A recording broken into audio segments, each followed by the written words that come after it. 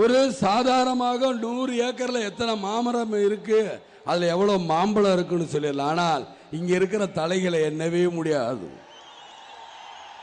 அந்த அளவுக்கு குமிஞ்சிருக்காங்க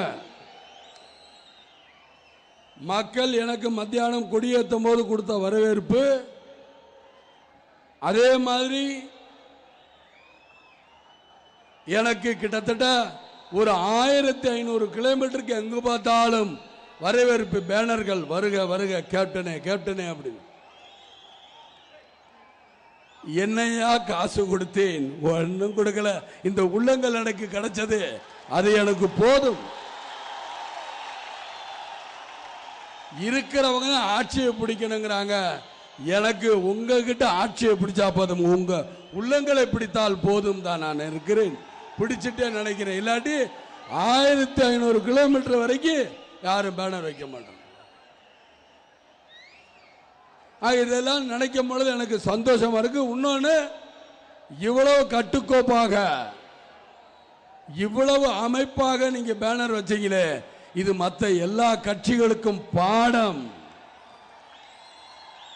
நீங்க எல்லாம் ஆள் சேர்க்கறதுக்கு, அதாவது கூட்டம் சேர்க்கறதுக்கு, ஆள் பிடிக்கிறதுக்கு காசு கொடுப்பீங்க, வண்டி வச்சு கொடுப்பீங்க, எல்லாம் கொண்டு வருவீங்க.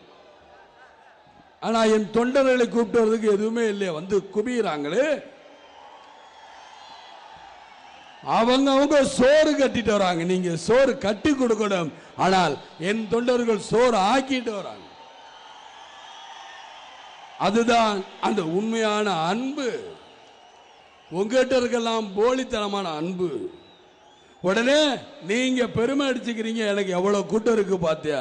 அது அல்ல கூட்டம், இதுதான் கூட்டம். தேசிய முற்போக்கு திராவிட கழகத்துக்கு வந்திருக்கிறார்களே, என்னுடைய மகளிர் அணியாக இருக்கட்டும், மகளிர்களாக இருக்கட்டும், மாவட்டங்களாக இருக்கட்டும், மாவட்ட செயலாளராக இருக்கட்டும், நகரமாக இருக்கட்டும், நகர செயலாளராக இருக்கட்டும், ஒன்றியமாக இருக்கட்டும், ஒன்றிய செயலராக இருக்கட்டும், வார்டாக இருக்கட்டும், பேரூராட்சியாக இருக்கட்டும், பேரூராட்சி செயலாளர் இருக்கட்டும், வார்டு செயலாளராக இருக்கட்டும், கிளைக்கழக செயலாளர்கள், அதே மாதிரி மாநிலத்தில் இருக்கிற கழகத்தை சேர்ந்தவர்கள் எல்லாருமே இன்னைக்கு வந்து மிக பிரமாதமாக இந்த மாநாடு நடத்தின. சும்மாவா?